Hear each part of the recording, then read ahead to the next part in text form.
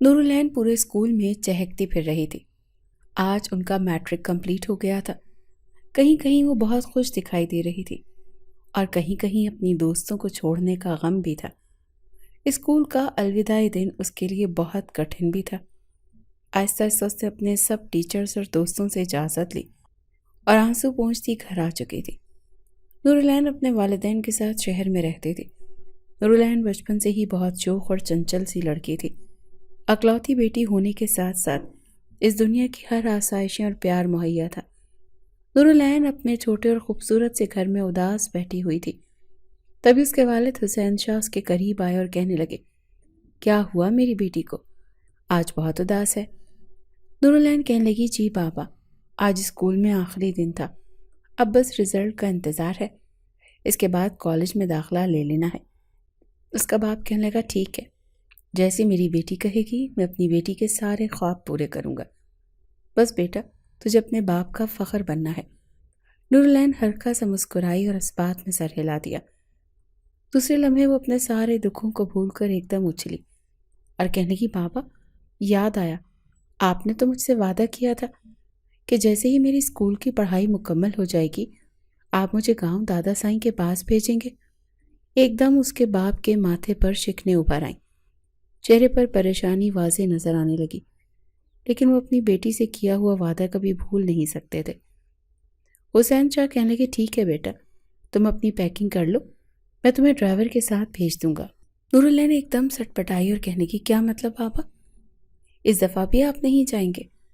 آپ مجھے سچ کیوں نہیں بتا دیتے؟ آج تک اس حویلی میں نہ آپ گئے ہیں نہ ہی ماما، آپ ہمیشہ کی طرح اس دفعہ بھی مجھے اکیلے بھیج رہے ہیں۔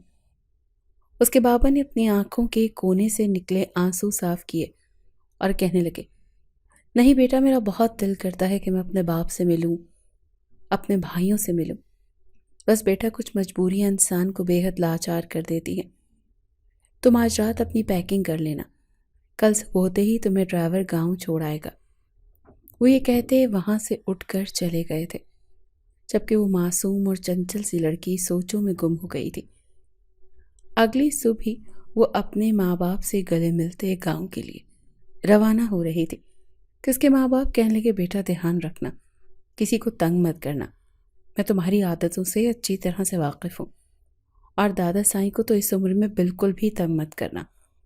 نورالعین اپنے کاندھے اچکاتے کہنے لگی، اب میں آپ کو ایسی لگتی ہوں؟ آپ دیکھنا، میں نے وہاں جاتے ہی رونق لگا دینی ہے۔ وہ مسکراتے ہوئے اپنے ماں باپ سے ملی اور گاڑی میں بیٹھ چکی تھی۔ دوسری جانب حویلی میں نورالعین کے آنے کی خوشیاں منائی جا رہی تھیں۔ حویلی کے وسیع و عریض صحن میں دوبارہ سے رونقیں برپا ہونے والی تھی۔ یہ حویلی جو سالوں سے گمسم رہتی تھی، نورالعین کے آنے سے دوبالا ہو جاتی تھی۔ ماسی زبیدہ اور دائی جان مل کر حلوہ پوری بنا رہی تھی۔ حویلی کا ملازم صفائی ستھرائی میں مصروف تھا۔ سب کو خبر تھی کہ نورالعین آ رہی ہے، وہی شوخ اور چنچل اور سب کو ہنسانے والی لڑکی، وہ جو ہمیشہ دادا سائیں کی آنکھوں کی ٹھنڈک تھی، سالوں بعد حویلی میں قدم رکھنے والی تھی۔ دادا سائیں اپنی مخصوص کرسی پر بیٹھے اپنی سفید داڑھی کو سہلا رہے تھے۔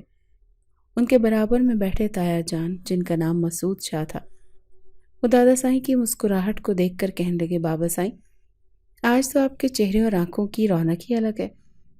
دادا سائیں ہلکا سا مسکرائے اور کہنے لگے، کیسے نہ ہو مسعود، جب جب نورالعین اس حویلی میں قدم رکھتی ہے، یہ حویلی پھر سے زندہ ہو جاتی ہے۔ میں اپنے بیٹے اور بہو کی شکل دیکھنے سے تو ہمیشہ کے لیے ترس گیا، لیکن اس کی نشانی میرے لیے کافی ہے۔ دوسری جانب مسعود شاہ کا بیٹا ارحام خان زادہ، جو خاموشی سے یہ سب مناظر دیکھ رہا تھا، وہ شکل سے ہی غسیلا اور سنجیدہ آدمی تھا، جو عورتوں کی آزادی کو بہت برا سمجھتا تھا اور اپنے ساتھ فری ہونے والے سے نفرت کرتا تھا۔ اس کے چہرے پر ہمیشہ سختی ہوا کرتی تھی۔ اندر ہی اندر وہ جانتا تھا، وہ لڑکی جب بھی یہاں آتی ہے تہس نہس کر کے رکھ دیتی ہے۔ بچپن والے واقعات اس کے ذہن میں گھومنے لگے کہ کیسے وہ اسے گھوڑا بنا کر اوپر سواری کرتی تھی، کبھی بندوق کھینچ کر بھاگ جاتی تو کبھی کتابیں چھین کر۔ وہ خود تو بے حد سخت اور سنجیدہ انسان تھا، لیکن وہ لڑکی اس کے صبر کا امتحان لیتی تھی۔ ارحام خان زادہ بھی دادا سائیں اور مسعود خان کے درمیان بیٹھا ہوا تھا۔ ایک دم دادا سائیں اسے دیکھ کر کہنے لگے، ارحام پتر تو کیوں یوں چپ بیٹھا ہے؟ دادا سائیں کے مخاطب کرنے پر ارحام ایک دم چونکا اور سیدھا ہو کر بیٹھ گیا۔ اگلے ہی لمحے کہنے لگے، بس دادا سائیں، مصروفیات بڑھ گئی ہیں، حویلی کے کام بھی دیکھنے والے۔ دادا سائیں نے گہری سانس لی اور کہنے لگے، بیٹا کام تو ہوتے ہی رہیں گے، پر اب میری بچی نور آ رہی ہے، اس لیے تجھے فری رہنا ہوگا۔ تو جانتا ہے نا وہ کسی کو چین نہیں لینے دے گی۔ ارحام نے ایک سرد نظر دادا سائیں پر ڈالی اور خاموش ہو گیا۔ دوسری طرف نورالعین کی گاڑی گاؤں کی طرف پہنچ رہی تھی۔ دل بے انتہا خوش تھا، لیکن جیسے جیسے گاڑی گاؤں کے قریب جا رہی تھی اس کے دل میں گھبراہٹ دوڑ رہی تھی۔ وہ کھڑکی سے باہر دیکھنے لگی، دور حویلی کا بلند و بالا دروازہ نظر آنے لگا۔ وہ پرجوش ہو کر کہنے لگی، اوہ آخر میں حویلی پہنچ ہی گئی۔ جیسے ہی گاڑی حویلی کے اندر داخل ہوئی تو دادا سائیں سمیت ساری حویلی کے لوگ وہاں موجود اس کا انتظار کر رہے تھے۔ نہ جانے نورالعین میں ایسی کیا خاصیت تھی، یا اس کے ماں باپ سے جڑا کوئی انکشاف۔ وہ بھاگتی ہوئی جا کر دادا سائیں کے گلے لگی۔ دادا سائیں کے بالکل برابر اس کی تائی جان اور تایا جان کھڑے تھے، اور ان سے ملنے کے بعد ماسی زبیدہ سے ملی، جو اس حویلی کی ملازمت تو تھی لیکن حویلی کے افراد بن کر رہتی تھی۔ ماسی زبیدہ نے نورالعین کو گلے لگایا اور کہنے لگی، ماشاءاللہ میری بچی کتنی بڑی ہو گئی ہے۔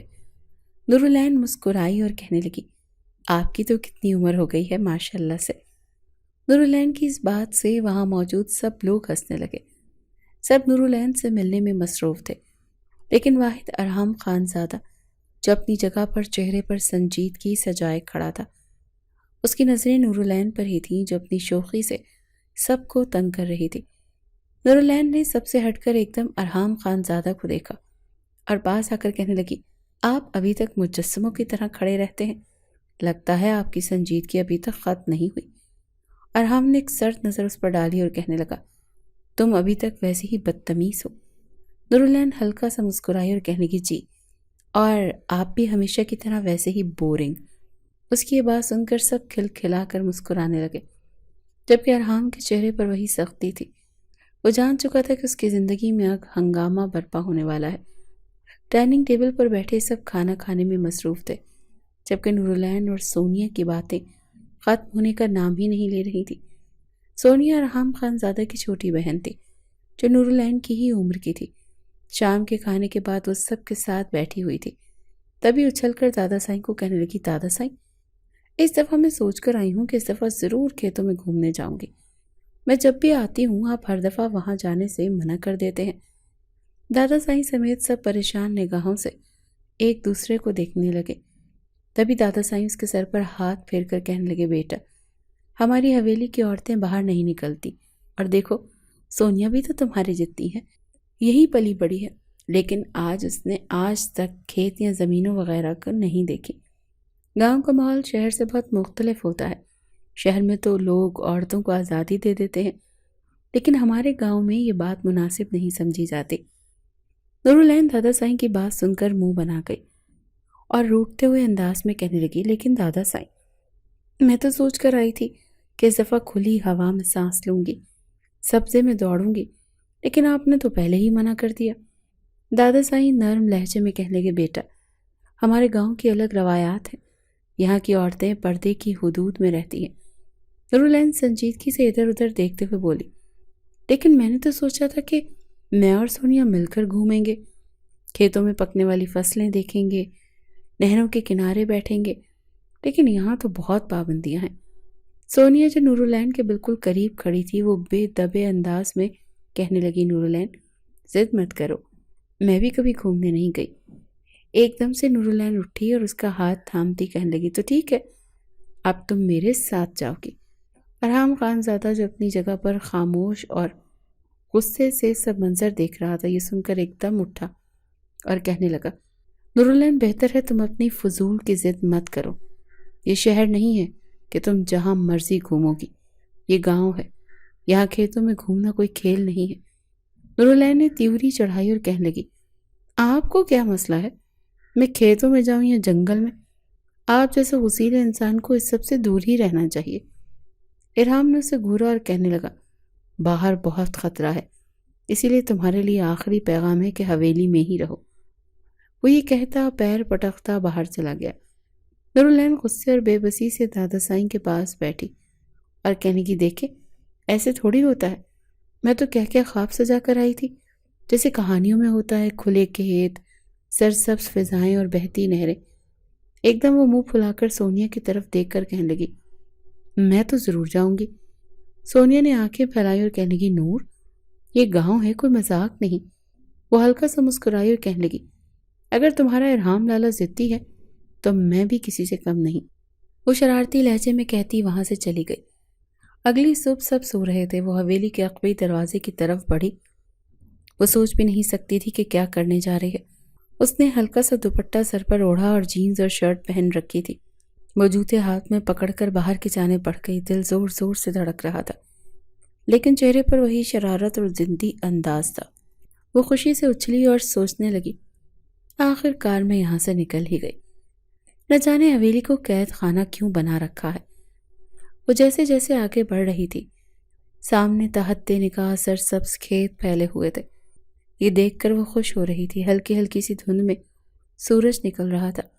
نورالعین خوشی سے آگے بڑھنے لگی، لیکن وہ اپنی چھوٹی سی خواہش کے پیچھے اپنی مشکلوں میں 100 گنا اضافہ کرنے جا رہی تھی۔ ہر طرف خاموشی تھی، پرندوں کی چہچہاہٹ اور دور سے بہتی نہروں کا مدھر شور سنائی دے رہا تھا۔ نورالعین اپنے دونوں بازو پھیلائے خوشی سے ادھر ادھر دوڑنے لگی تھی۔ نرم گھاس پر اس کے ننگے پیر جیسے آزادی منا رہے تھے۔ اسے ایسا محسوس ہو رہا تھا کہ وہ کسی انجانی کہانی کی ہیروئن ہو، جو کھلی اور تازہ ہوا میں اپنے خوابوں کی دنیا بسا رہی ہو۔ اچانک کسی کی گرجدار آواز اسے سنائی دی۔ کون ہے وہاں؟ ایک سخت آواز نے اس کے قدموں کو جکڑ لیا تھا۔ اس کا دل زور زور سے دھڑکنے لگا۔ خوف کے مارے آنکھیں پھیل گئی اور اس نے اپنے آپ کو سنبھالتے مڑ کر دیکھا تو کھیتوں کے کنارے 2 آدمی کھڑے تھے، لمبے قد، چوڑا سینہ، سر پر رومال باندھے، آنکھوں میں حیرانی اور چالاکی کی چمک۔ ان میں سے ایک آدمی آگے بڑھا اور سخت آواز میں کہنے لگا، اے لڑکی، یہاں کیا کر رہی ہو؟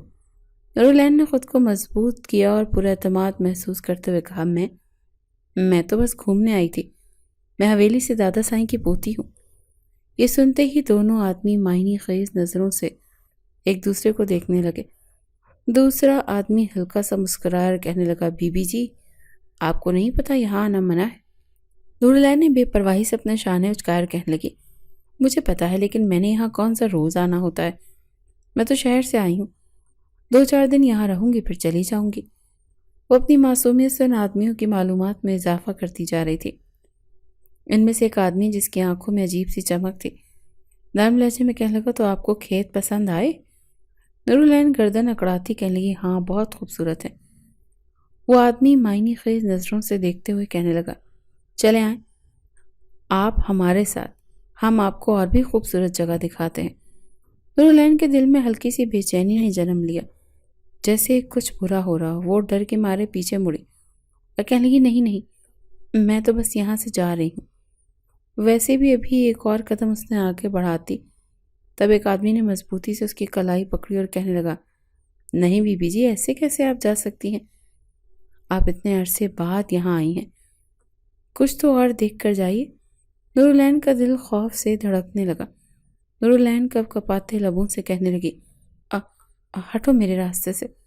لیکن کچھ ہی لمحے بعد ایک کرخت اور گرجدار آواز گونجی، اگر اس لڑکی کو نقصان بھی پہنچایا تو تمہیں زمینوں میں زندہ گاڑ دوں گا۔ نورالعین ایک دم پیچھے مڑ کر دیکھا۔ ارحام خان زادہ، اس کے ہاتھ میں بندوق اور چہرے پر وحشت تھی اور غصے سے اس کا ناک بھرا ہوا تھا۔ وہ آہستہ آہستہ ان آدمیوں کے قریب آیا۔ وہ دونوں آدمی نورالعین کو چھوڑ کر ایک دوسرے کو پریشانی کی نگاہ سے دیکھنے لگے۔ ارحام خان زادہ گرجدار آواز میں کہنے لگا، بھاگو یہاں سے ورنہ لاشیں بچھا دوں گا۔ وہ دونوں آدمی پیچھے ہٹے اور تیزی سے کھیتوں سے غائب ہو گئے۔ نورالعین کا سانس اوپر نیچے ہو رہا تھا، ابھی تک وہ شدید صدمے میں تھی۔ ارحام خان زادہ کی آنکھوں میں شدید غصہ تھا۔ تمہیں سمجھایا تھا نا کہ حویلی میں رہو، لیکن نہیں، تمہیں تو اپنی کہانیوں کی ہیروئن بننا ہے۔ تمہاری نادانی کی کوئی حد نہیں، بہت افسوس ہو رہا ہے مجھے۔ کہ تم پر دادا صاحب کی بات کا بھی کوئی اثر نہ ہوا؟ نورالعین اپنے آپ کو سنبھالتی بمشکل کہنے لگی، میں تو بس… ارحام ایک دم دھاڑا اور کہنا، خاموش، اگر میں وقت پر نہ پہنچتا تو تم جانتی ہو تمہارے ساتھ کیا ہو سکتا تھا۔ اگر آج کے بعد ایسی کوئی حرکت کرنے کی کوشش بھی کی تو خدا کی قسم حویلی میں قید کر دوں گا۔ سانس لینے کے لیے ترسو گی تو۔ نورالعین کا چہرہ سفید پڑ گیا تھا۔ ارحام خان زادہ نے مضبوطی سے اس کا ہاتھ پکڑا اور حویلی کی طرف کھینچتا لے جانے لگا۔ وہ بمشکل ارحام کے ساتھ اپنے قدم ملا پا رہی تھی، جبکہ وہ غصے سے اس کا بازو تھامے حویلی کی طرف جا رہا تھا۔ حویلی کا دروازہ کھولتے ہی وہ اسی انداز میں اسے اندر لے گیا۔ اندر موجود ملازمین اور حویلی کے افراد حیرت سے اسے دیکھنے لگے۔ دادا صاحب جو نورالعین کی حویلی سے غائب ہونے پر حال میں پریشان بیٹھے تھے، ارحام خان زادہ کے چہرے پر غصہ اور نورالعین کے چہرے پر اڑتی ہوائیاں دیکھ کر کھڑے ہو گئے۔ دادا صاحب سخت لہجے میں کہنے لگے، کہاں چلی گئی تھی تم؟ نورالعین، یہ سب کیا ہو رہا ہے؟ ارحام خان زادہ نے جھٹکے سے بازو چھوڑا اور غصے سے کہنے لگا، اس لڑکی نے قسم کھا رکھی ہے کہ کسی کی بات نہیں سننی۔ حویلی کے اصولوں کو توڑ کر یہ کھیتوں میں چلی گئی تھی اور سردار خان کے آدمی نے اسے مضبوطی سے پکڑا ہوا تھا۔ اگر میں وقت پر نہ پہنچتا تو نہ جانے کیا ہو جاتا۔ یہ سب سن کر دادا صاحب سمیت سب افراد حیرت سے نورالعین کو دیکھنے لگے۔ سونیا نے حیرت کے مارے اپنے منہ پر ہاتھ رکھ لیا۔ نورالعین سر جھکائے کھڑی تھی۔ اس کے پاس اب کوئی بہانہ، کوئی مزید تفصیل نہیں تھی۔ دادا صاحب سختی سے کہنے لگے، نورالعین، آج کے بعد تمہیں حویلی سے باہر قدم رکھنے کی اجازت نہیں۔ میں تم پر سختی نہیں کرنا چاہتا، لیکن میں چاہتا ہوں کہ جب تک تم ہمارے پاس گاؤں میں رہو بالکل محفوظ رہو۔ ابھی تک تم بہت سے رازوں سے انجان ہو۔ نور نے ایک نظر ارحام کو دیکھا جو اپنے سینے پر ہاتھ باندھے اور چہرے پر وہی وحشت سجائے کھڑا ہوا تھا۔ نورالعین غصے سے لب بھیج کر کمرے کی طرف پلٹی اور دروازہ کھولتی بیڈ پر گر گئی۔ اس کے آنسو اس کی گالوں پر بہہ رہے تھے۔ اگلی صبح نورالعین نے اپنے سارے دکھوں اور غموں کو جھٹک دیا۔ وہ تو ہمیشہ سے ہی بھرپور طریقے سے زندگی جینے والی لڑکی تھی۔ وہ چھوٹے سے غموں کو لے کر اپنی خوبصورت زندگی برباد نہیں کر سکتی تھی۔ وہ آئینے کے سامنے کھڑی اپنے بال برش کر رہی تھی، جبکہ سونیا قریب بیڈ پر بیٹھی ہوئی نورالعین کو اپنے آپ کو دیکھتی کہنے لگی، آج تو تمہارے بھائی ارحام کو مزہ چکھانا پڑے گا۔ سونیا نے حیرت سے آنکھیں پھیلائی اور کہنے لگی، تمہارے دماغ میں اب کیا کھچڑی پک رہی ہے؟ پہلے ہی تم نے بہت تماشا بنا دیا ہے نورالعین۔ نورالعین نے آنکھیں گھمائی اور پلٹ کر کہنے لگی، بس تم دیکھتی جاؤ آج میں کرتی کیا ہوں۔ سونیا اس کے سامنے ہاتھ جوڑتی کہنے لگی، خدا کا واسطہ کچھ ایسا مت کرنا، تمہیں حویلی کی دہلیزوں سے ہی باہر نکال دیا جائے گا۔ نورالعین کہنے لگی، اب جو ہوگا دیکھا جائے گا۔ وہ اپنے بالوں کو گھماتی کمرے سے باہر نکل گئی۔ ارحام خان زادہ جو صحن میں کھڑے آدمی کو ہدایات دے رہا تھا، چہرے پر سختی تنے ہوئے اعصاب اور آنکھوں میں وہی خمار تھا۔ نورالعین جو کھڑی دور سے ہی اسے تاک رہی تھی جلدی سے باورچی خانے گئی۔ وہاں جا کر اس نے ایک چمچ مرچوں سے بھرا ہوا پاؤڈر لیا اور دودھ کے گلاس میں گھول دیا۔ پھر شرارت سے مسکراتی اس دودھ کو لے کر باہر نکلی اور ارحام خان زادہ کے قریب گئے کہنے لگی، تائی جان نے یہ دودھ بھیجا ہے، پی لیجئے۔ ارحام نے ایک سرد نظر اس پر ڈالی اور ایک گھونٹ میں سارا دودھ پی گیا۔ چند لمحے تک تو جو کچھ نہ ہوا، لیکن جیسے ہی مرچوں نے اپنا اثر دکھایا، ارحام خان زادہ کا چہرہ سرخ ہونے لگا۔ وہ زور سے دھاڑا اور کھانسنے لگا۔ یہ کیا تھا؟ وہ جو کب سے اپنی ہنسی دبائے کھڑی تھی زور سے قہقہ مار کر ہنسنے لگی اور کہنے لگی، بس تھوڑی سی مرچی تھی تاکہ آپ کا غصہ کم ہو سکے۔ ارحام خان زادہ کی آنکھیں غصے سے پھیل گئیں۔ وہ غصے سے اس کے قریب آنے لگا، لیکن نورالعین ہنستی ہوئی وہاں سے بھاگ کر چلی گئی۔ ارحام خان زادہ ایک بار پھر اس ضدی اور چنچل سی لڑکی کے ہاتھوں بے بس ہو گیا۔ وہ صرف مہمان نوازی کے خیال سے اسے برداشت کر رہا تھا۔ شام کے کھانے پر دادا صاحب نورالعین کو کہنے لگے، بیٹا تمہارے باپ کا فون آیا تھا، 2-3 دن بعد ہی وہ ڈرائیور کو بھیجنے والے ہیں اور تمہیں واپس آنے کا بھی کہہ رہے تھے۔ نورالعین منہ بسوڑتی کہنے لگی، کیا دادا صاحب، آپ بابا کو منع بھی تو کر سکتے تھے، آپ جانتے ہیں نا کہ میں آپ کے ساتھ بہت خوش ہوں۔ وہاں جا کر پھر بورنگ روٹین اور کالج کی پڑھائی شروع۔ دادا صاحب کہنے لگے، بیٹا تمہارے بابا تمہاری بہت فکر کرتے ہیں بیٹا، یہاں تو تم مہمان ہو لیکن تمہاری تعلیم اور تمہاری رہائش ادھر ہی ہے۔ میرا بس چلتا تمہیں تمہارے ماں باپ سمیت تم سب کو اپنے پاس رکھ لیتا، لیکن بیٹا شاید قسمت میں یہی لکھا تھا۔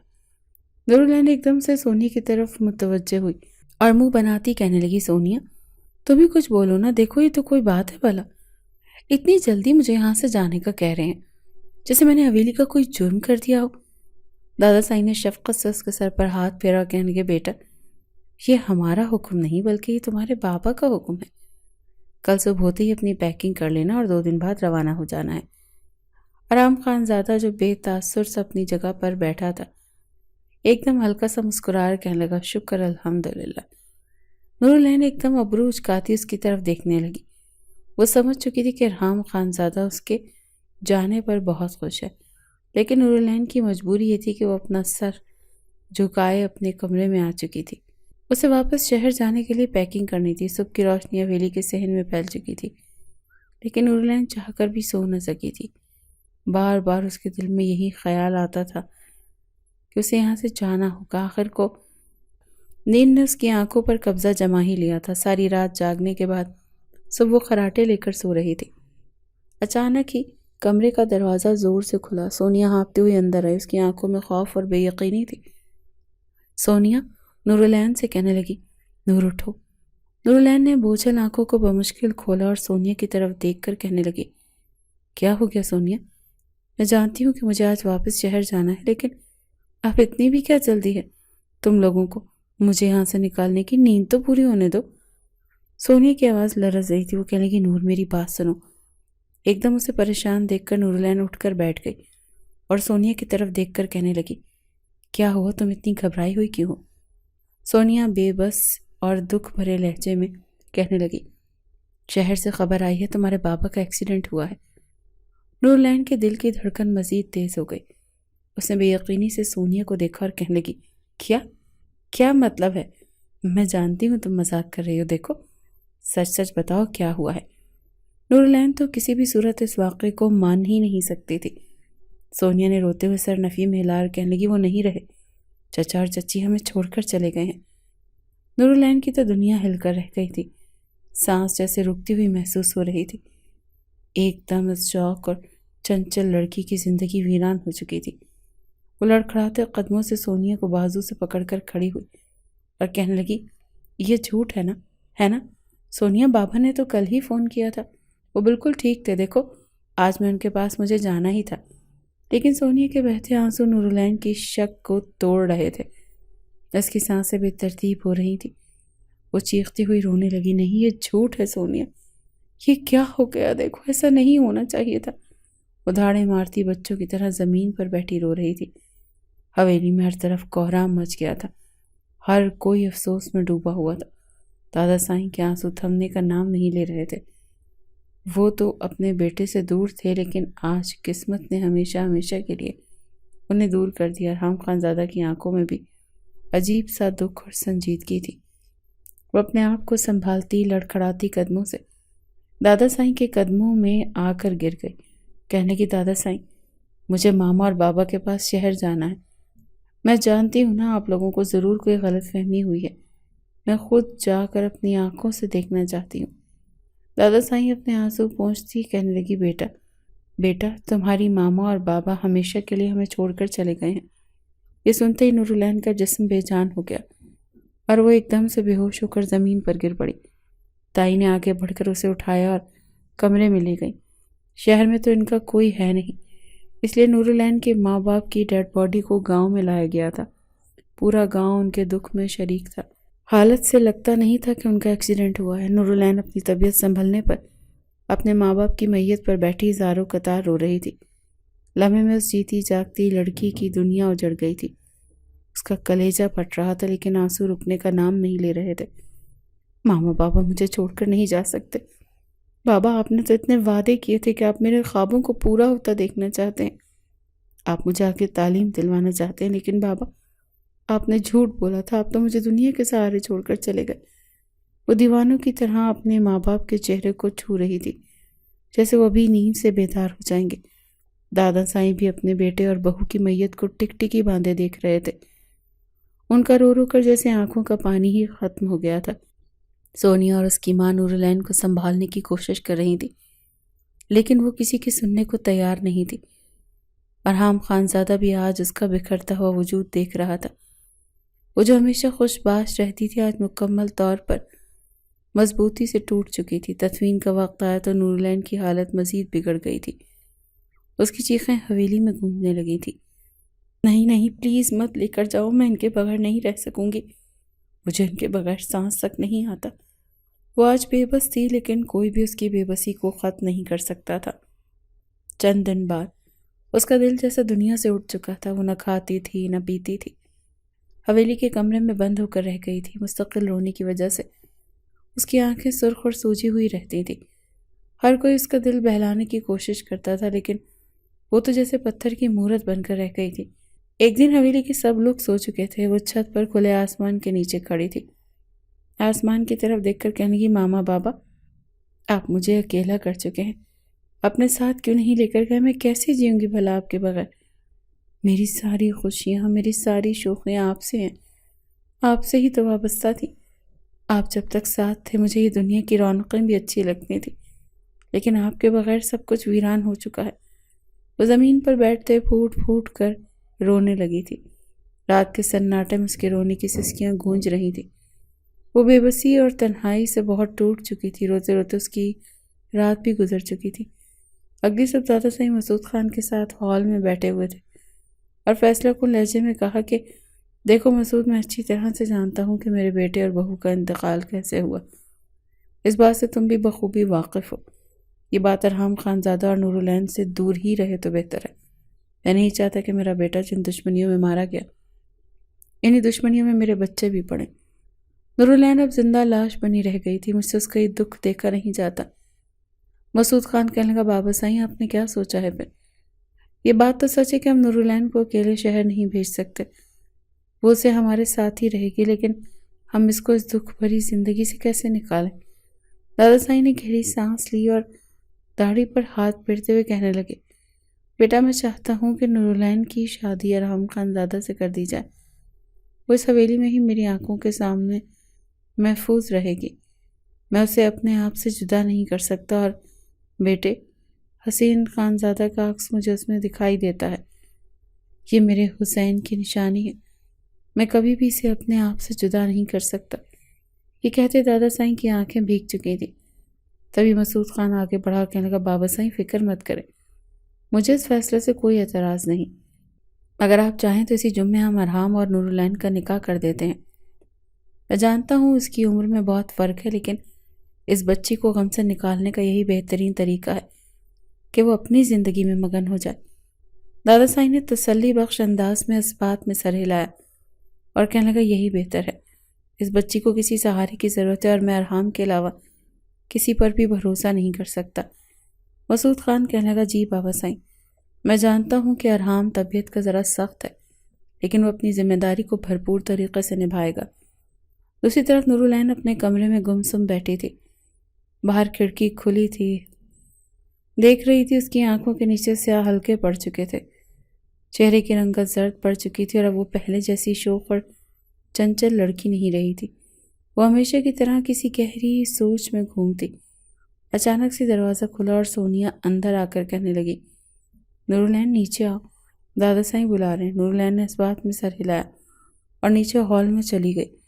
جیسے ہی نورالعین ہال میں داخل ہوئی تو دادا سائیں سمیت حویلی کے سب لوگ وہاں موجود تھے۔ ارحام خانزادہ بھی سنجیدگی سے اپنی جگہ پر بیٹھا ہوا تھا۔ دادا سائیں نے گہری سانس لی اور نورالعین کو اپنے قریب بٹھاتے ہوئے کہنے لگے، بیٹا، تمہارے ماں باپ اب اس دنیا سے ضرور چلے گئے ہیں، لیکن تم اکیلی اور بے سہارا نہیں ہو بیٹا۔ تم تو میری آنکھوں کا تارا ہو، میں تمہیں اپنے سے دور نہیں بھیجنا چاہتا، اسی لیے میں نے ایک فیصلہ کیا ہے۔ وہ کہنے لگے، میں چاہتا ہوں کہ تمہارا نکاح ارحام خانزادہ سے کر دیا جائے۔ نورالعین اور ارحام خانزادہ کی آنکھیں حیرت سے پھیل گئیں۔ وہ کانپتی آواز میں کہنے لگی، دادا سائیں آپ کیا کہہ رہے ہیں؟ دادا سائیں کہنے لگے، بیٹا تمہارے لیے یہی بہترین فیصلہ ہے، اور جہاں تک میں جانتا ہوں ارحام خانزادہ ایک ذمہ دار آدمی ہے۔ نورالعین کا دل جیسے ڈوب گیا تھا، وہ بے بس تھی۔ اس کا بس نہیں چل رہا تھا کہ وہ چیخ کر سب کو بتائے کہ وہ پہلے ہی بہت بڑی آزمائش سے گزر رہی ہے۔ وہ اپنے زبردستی ایسے بندھن میں نہیں بندھنا چاہتی تھی جو شخص اسے دیکھنا بھی پسند نہیں کرتا۔ نورالعین کے آنسو نکل آئے، لیکن وہ جانتی تھی کہ دادا سائیں کی محبت میں کوئی شک نہیں، وہ ہمیشہ اس کے لیے بہترین فیصلہ کریں گے۔ وہ بنا کچھ کہے اس بات میں سر ہلاتی وہاں سے اٹھ کر چلی گئی تھی، جبکہ ارحام خانزادہ حیران ہو کر رہ گیا اور ایک دم کہنے لگا، دادا سائیں یہ آپ کیا کر رہے ہیں؟ آپ یہ فیصلہ کر بھی کیسے سکتے ہیں کہ آپ جانتے ہیں نا کہ نورالعین اور میری عمر میں بہت فرق ہے۔ دادا سائیں کہنے لگے، بیٹا عمر سے کچھ نہیں ہوتا، وہ بچی بہت گہرے صدمے میں ڈوبی ہوئی ہے۔ میں چاہتا ہوں کہ وہ اپنی نئی زندگی جیے، اور مجھے تم پر پورا اعتماد ہے۔ مجھے یقین ہے کہ تم میرے اعتماد اور یقین کو کبھی نہیں توڑو گے۔ دادا سائیں یہ کہہ کر وہاں سے اٹھ کر چلے گئے، جبکہ ارحام خانزادہ مجسمہ بنا اپنی جگہ پر بیٹھا ہوا تھا۔ وہ تو کبھی بھی اسے اپنی بیوی کے روپ میں قبول نہیں کر سکتا تھا، اس نے تو کبھی ایسی لڑکی کی خواہش نہیں کی تھی۔ اس کے دل میں ابھی بھی یہی کھٹکا تھا کہ نورالعین اپنے دکھوں کو بھولنے کے بعد وہی پہلے جیسی شوخ اور چنچل لڑکی بن جائے گی، اور شوخیوں سے وہ ہمیشہ چڑھتا تھا۔ دیکھتے دیکھتے جمعہ آ گیا اور نکاح کی تیاریاں چل رہی تھیں، لیکن اس حویلی میں خوشی کے بجائے عجیب سی خاموشی چھائی ہوئی تھی۔ ہر کوئی جانتا تھا کہ یہ نکاح محبت اور رضامندی سے نہیں، بلکہ مجبوری اور سنگین حالات کی وجہ سے ہو رہا ہے۔ نورالعین سرخ جوڑے میں اپنے کمرے میں سجی آئینے کے سامنے بیٹھی ہوئی تھی، اپنی بے رونق آنکھوں کو دیکھ رہی تھی۔ آج اس کا نکاح تھا، اس کی زندگی بدلنے جا رہی تھی، لیکن نہ وہ خوش تھی اور نہ ہی پرسکون۔ سونیا اس کے قریب بیٹھی اسے تسلی دینے کی کوشش کر رہی تھی۔ نورالعین، میں جانتی ہوں کہ یہ نکاح تمہیں زبردستی لگ رہا ہے، لیکن یقین جانا دادا سائیں کا یہ فیصلہ بالکل بہترین ہے۔ نورالعین کی گمسم آنکھوں میں آنسو تیرنے لگے اور کہنے لگی، سونیا میں نے کبھی سوچا بھی نہیں تھا کہ میری شادی اس طرح ہوگی۔ دیکھو، میری زندگی کے سب سے بڑے دن میرے ماں باپ میرے ساتھ نہیں، اور نہ ہی مجھ سے میری مرضی پوچھی گئی ہے۔ سونیا سنجیدگی سے کہنے لگی، نورالعین کبھی کبھی ہمیں زندگی کے وہ فیصلے کرنے پڑتے ہیں جن میں ہماری کوئی رضامندی نہیں ہوتی، لیکن ہمارے لیے اکثر وہی بہترین فیصلے ثابت ہوتے ہیں۔ تم دیکھنا ارحام بھائی کتنا خیال رکھیں گے۔ نورالعین نے خاموشی سے نظریں جھکا لی، وہ جانتی تھی کہ واپسی کا کوئی راستہ نہیں۔ دوسری طرف مسجد میں سب مرد حضرات جمع تھے۔ ارحام خانزادہ جو کسی بھی صورت اس شادی سے خوش نہیں تھا، مجبوراً دادا سائیں کی خاطر وہاں بیٹھا ہوا تھا۔ تھوڑی ہی دیر کے بعد نکاح پڑھایا جانا تھا۔ اس نے دادا سائیں کی طرف دیکھتے نکاح قبول کر لیا تھا۔ نورالعین بھی رخصت ہو کر ارحام کے کمرے میں آ گئی تھی۔ وہ سجی سنوری اس کے کمرے میں بیٹھی ہوئی تھی، جبکہ ارحام دل میں رنجشیں لیے باہر ٹہل رہا تھا۔ نورالعین کی آنکھوں کے سامنے ماں باپ کی موت کا واقعہ اور بے تحاشا دکھ گھومنے لگا۔ وہ زار و قطار بیٹھی رو ہی رہی تھی۔ کچھ ہی دیر بعد ارحام خانزادہ اندر داخل ہوا اور ایک دم سے اٹھ کر روتی ہوئی ارحام کے سینے سے لگ گیا اور پھوٹ پھوٹ کر رونے لگی۔ ارحام خانزادہ کا دل ایک دم ٹھٹک گیا تھا۔ پہلی بار اسے وہ دنیا سے لاپرواہ لڑکی اچھی لگی تھی۔ اس نے دھیرے سے اسے پیچھے کیا اور اس کی آنکھوں سے آنسو صاف کیے اور نرمی سے کہنے لگا، نورالعین تم کپڑے چینج کرو اور آرام کرو۔ وہ کہتا الماری سے کپڑے لے کر چینج کرنے چلا گیا، جبکہ نورالعین بھی اس چیز سے حیران رہ گئی کہ ارحام خانزادہ نے زندگی میں پہلی بار اس سے نرمی سے بات کی ہے، وہ بھی اپنے آنسو پونچھتی کپڑے چینج کر کے لیٹ چکی تھی۔ اگلی صبح ناشتے کے بعد دادا سائیں اور مسعود خان ہال میں بیٹھے ہوئے تھے، ان کے بالکل قریب ارحام خانزادہ بیٹھا ہوا تھا۔ دادا سائیں کہنے لگے، ارحام بیٹا تمہیں یہاں میں نے اس لیے بلایا ہے کہ میں تمہیں کچھ ضروری باتیں بتا سکوں۔ ارحام نے سوالیہ نگاہ دادا سائیں پر ڈالی۔ دادا سائیں کہنے لگے کہ نورالعین بن ماں باپ کی اب یتیم بچی ہے، اب اس کا تمہارے سوا اور کوئی نہیں ہے۔ میری عمر بھی نہ جانے کب تک لکھی ہوئی ہے۔ میں چاہتا ہوں کہ جو دکھ درد اس نے ماضی میں برداشت کیے وہ آنے والی زندگی میں برداشت نہ کرے۔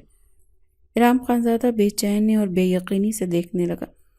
دادا سائیں میں آپ کی امیدوں پر پورا اتروں گا، لیکن میرا آپ سے ایک سوال ہے۔ آپ نے ہمیشہ مجھے گاؤں کے معاملات سے دور رکھا، یہاں ہونے والے قتل و غارت سے دور رکھا۔ چچا چچی کی موت پر گھر میں ہنگامہ برپا تھا۔ میں آپ سے سوال نہ کر سکا، لیکن کیا آپ مجھے بتا سکتے ہیں کہ چچا کس سے دشمنی تھی؟ دادا سائیں کے چہرے کا رنگ سفید پڑ گیا۔ وہ کہنے لگے، بیٹا تم ان معاملات سے دور رہو تو ٹھیک ہے۔ تبھی غصے سے ارحام کہنے لگا کہ مطلب دادا سائیں ہمیشہ سے آپ نے مجھے دور ہی رکھا ان معاملات پر۔ پر آخر کب تک آپ مجھ سے یہ سب کچھ چھپاتے رہیں گے؟ کب تک ہم دشمنوں سے ڈر کر اپنی عورتوں کو، اپنے بچوں کو قید رکھیں گے دادا سائی؟ ہماری خاموشی دشمنوں کو اور شے دے رہی ہے۔ دادا سائی کہنے لگے، بیٹا تم بالکل ٹھیک کہہ رہے ہو، لیکن میں تمہیں سچ بتانے سے پہلے تم سے وعدہ لینا چاہتا ہوں کہ تم یہ بات نورالعین کو کبھی نہیں بتاؤ گے۔ نورالعین جو ہال میں دادا سائی کے پاس آ رہی تھی، اپنا نام سن کر وہیں کھڑی ہو گئی۔ ہال میں موجود ارحام خان زادہ نے دادا سائی سے وعدہ کیا کہ دادا سائی کہنے لگے، بیٹا کچھ سالوں پہلے جب نورالعین اس دنیا میں جنم بھی نہیں لیا تھا، تب حسین شاہ نے اسے گاؤں کے سردار کریم شاہ کا ایک آدمی مارا تھا، اور وہ کوئی عام آدمی نہیں بلکہ سردار کا بیٹا تھا۔ اسی سردار کریم نے ہماری حویلی کی عورتوں پر انگلی اٹھائی تھی۔ یہ بات سن کر حسین شاہ سے برداشت نہ ہوا تو تب یہ دشمنیاں چلتی آ رہی ہیں۔ سردار نے بہت دفعہ میں دھمکی دینے کی کوشش کی، اور اس نے اس دن سے ہی اپنے آدمی حسین شاہ کے پیچھے لگا دیے تھے۔ میں نے ڈر کے مارے حسین شاہ کو شہر بھیج دیا تھا۔ میں چاہتا اسے بیرون ملک بھی بھیج سکتا تھا، لیکن اس وقت نورالعین اس دنیا میں آنے والی تھی۔ بہو کی طبیعت بھی کچھ ناساز رہتی تھی۔ میں نے اسے اپنے سے الگ کر دیا تھا تاکہ میں اس کی جان بچا سکوں، لیکن بیٹا دیکھو، سردار نے حسین شاہ کو ڈھونڈ کر اپنا بدلہ لے لیا۔ یہ کہتی ان کی آنکھیں آنسوؤں سے بھیگ پڑی تھی، جبکہ ہال سے باہر کھڑی نورالعین جو یہ سب باتیں سن چکی تھی، وہ ایک مجسمہ بنی رہ گئی۔ اس کی آنکھوں سے آنسو خود بخود اس کی گالوں پر پھسل رہے تھے۔ وہ مجسمہ بنی دادا سائی کے قریب آئی اور کہنے لگی، دادا سائی آپ نے مجھ سے حقیقت چھپائی۔ آپ نے اچھا نہیں کیا۔ آپ جانتے تھے کہ بابا کے دشمن کون ہیں، لیکن بجائے اس کے کہ آپ ان سے بدلہ لیں، آپ خاموش ہو کر بیٹھے ہوئے ہیں۔ اس کی بات پر ارحام خان زادہ کھڑے ہو کر دادا سائی سے مخاطب ہوئی، بس اب اور نہیں دادا سائی، نورالعین کا حق بنتا تھا کہ وہ سچ جاننے کی کوشش کرے، لیکن آپ نے اسے بھی اندھیرے میں رکھا۔ دادا سائی کے کاندھوں پر جیسے صدیوں کا بوجھ آن پڑا تھا۔ وہ بے بسی سے کہنے لگے، بیٹا میں نے جو کیا خاندان کی بھلائی کے لیے کیا تھا۔ دشمن بہت خطرناک اور طاقتور ہے۔ ارحام نے ان کی بات کاٹی، کہنے لگا، بس دادا سائی، ہمارے صبر و ہماری خاموشی نے ہمیں دکھ اور نقصان کے علاوہ کچھ نہیں دیا۔ میں ایک ایک خون کا حساب لوں گا دادا سائی۔ جو کرسی پر بیٹھے ہوئے تھے ان کی بات پر ایک دم کھڑے اور کہنے لگے، بیٹا میں نہیں چاہتا کہ تم ان معاملات میں پڑو۔ خون کا بدلہ خون سے لینے کی سوچ ہمیں مزید نقصان پہنچا سکتی ہے۔ وہ طنزیہ لہجے میں کہنے لگا، اور خاموشی ہمیں کون سا تحفظ دے گئی؟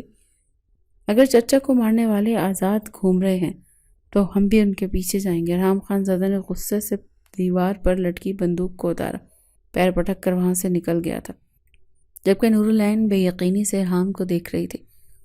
وہ سوچ بھی نہیں سکتی تھی کہ ارحام اس کی خاطر دشمنوں سے بدلہ لے لے گا۔ دادا سائی نے پریشانی سے مسعود خان کی طرف دیکھا اور کہنے لگا، بس اللہ میرے بچے کی حفاظت فرمائے۔ ارحام خان زادہ تیزی سے گاڑی میں بیٹھ کر جا چکا تھا۔ نورالعین کی دھڑکنیں بے ترتیب ہو رہی تھیں۔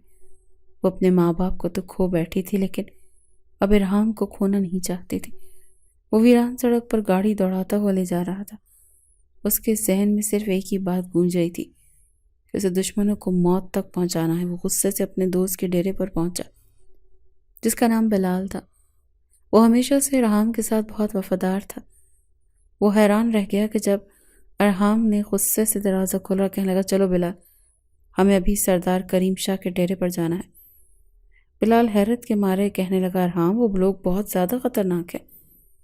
تم جانتے ہو آدھے سے زیادہ علاقہ ان کا ہے، وہ بہت طاقتور لوگ ہیں۔ ارحام خان زادہ نے غصے سے دیوار پر مکہ مارا اور کہنے لگا، طاقت کا نشہ ہی تو ان کی بھینٹ چڑھا ہوا ہے۔ بلال ایک لمحے کے لیے سوچ میں گم ہو گیا۔ یہ لمحے وہ ارحام کے ساتھ جانے کے لیے راضی ہو گیا تھا۔ کچھ ہی لمحوں بعد وہ دونوں سردار کریم شاہ کے ڈیرے پر پہنچے، جہاں اس کے کچھ خاص نمائندے پہرا دے رہے تھے۔ ارحام نے اشارہ کیا۔ بلال نے خاموشی سے پہرے دار کا منہ دبوچ لیا اور ایک ایک کر کے انہیں بے ہوش کر دیا۔ وہ خاموشی سے آگے بڑھے اور آخرکار وہ جگہ مل گئی جہاں سردار کریم شاہ سمیت اس کے خاص آدمی ہنسی مذاق میں مصروف تھے۔ ارحام اندر داخل ہوا اور ایک آدمی کے سر پر بندوق تان کر کہنے لگا، کریم شاہ تمہارا کھیل ختم ہو گیا۔ اس کی گرجدار آواز پر ایک دم سب اس کی طرف پلٹے، مگر اس سے پہلے کہ کوئی حرکت کرتا ارحام خان زادہ اس کے آدمی کو گولیوں سے چھلی کر چکا تھا۔ اب سردار کریم شاہ جو اکیلا کرسی پر بیٹھا قہقہے مار رہا تھا، کہنے لگا، ارحام خان زادہ، تیرے چچا کا میں نے کام تمام کر دیا، لگتا ہے اب تو اپنی موت کو خود بلاوا دینے آیا ہے۔ ارحام خان زادہ نے بندوق کی نالی اس کے سر پر تان لی اور کہنے لگا، اب تو معافی مانگ۔ ارحام نے بغیر لمحہ ضائع کیے گولی چلا دی۔ گولی سیدھا اس کے سینے پر جا کر لگی۔ گاؤں کے لوگوں میں ہلچل مچ گئی۔ اس سے پہلے کوئی یہاں آتا، ارحام خان زادہ بلال کے ساتھ گاڑی میں بیٹھ کر جا چکا تھا۔ اس کی آنکھوں میں وحشت تھی، کپڑے خون میں لت پت۔ وہ حویلی پہنچ چکا تھا اور فخر سے جا کر دادا سائیں کے گلے لگا اور کہنے لگا، دادا سائیں، آپ کا یہ سخت طبیعت والا پوتا جیت گیا اور میں نے اپنے خاندان کے سب اصولوں کو توڑ کر اپنے چچا کا بدلہ لے لیا۔ اب میں اس حویلی کی عورتوں کو ڈرنے کی ضرورت نہیں۔ نورالعین کو سمجھ نہیں آ رہا تھا وہ ارحام کا کیسے شکریہ ادا کرے۔ دادا سائیں کا سر بھی آج فخر سے بلند ہو گیا تھا۔ نورالعین جو اسے دیکھ رہی تھی اس کے قریب آئے اور کہنے لگی، ارحام، مجھے سمجھ نہیں آ رہی کہ میں آپ کا شکریہ کیسے ادا کروں۔ آپ نے میرے ماں باپ کی موت کا بدلہ لیا ہے۔ میں جانتی ہوں یہ سب کچھ جائز نہیں تھا، لیکن اگر ہم انہیں اور موقع دیتے تو وہ کل کو کسی اور پر وار کرتے۔ ارحام نے دھیرے سے اس کا ہاتھ پکڑا اور کہنے لگا، نورالعین، میرا فرض تھا، کوئی بھی میرے خاندان کی طرف آنکھ اٹھا کر دیکھے گا تو میرا فرض بنتا ہے کہ اس کی آنکھیں نکال دوں۔ تمہیں بھی ڈرنے کی ضرورت نہیں۔ اگلے ہی لمحے مسکرا کر کہنے لگا، اور ہاں، اگر کھیتوں میں گھومنے جانا ہے تو تم جا سکتی ہو۔ اس کی اس بات پر سب مسکرائے تھے۔ ارحام خان زادہ میں بہت تبدیلی آ چکی تھی۔ اب اسے نورالعین کی باتیں بری نہیں لگتی تھی۔ نورالعین بھی ارحام کے ساتھ زندگی جی کر پہلے والی نورالعین بنتی جا رہی تھی۔ کچھ سالوں بعد جیسے ہی اس کی عمر کچھ بڑی ہوئی تو ارحام نے بھی اسے بیوی والا حق دے دیا تھا۔ دونوں ہی اپنی زندگی میں اتنے مگن تھے کہ نورالعین اپنا ماضی بھول چکی تھی۔ ماں باپ کی موت کا صدمہ تو کہیں کہیں اسے دکھ دے دیتا تھا، لیکن ارحام کی محبت اس کے دکھ پر حاوی ہو جاتی تھی۔ اس کہانی سے یہ سبق ملا کہ خاموش رہ کر اپنی بے بسی کا تماشا نہیں دیکھنا چاہیے۔ جب اللہ نے ہمیں طاقت دی ہے تو ہمیں اس کا استعمال کرنا چاہیے۔ اگر کہانی اچھی لگی ہو تو کامنٹ سیکشن میں ضرور بتائیے گا۔ شکریہ۔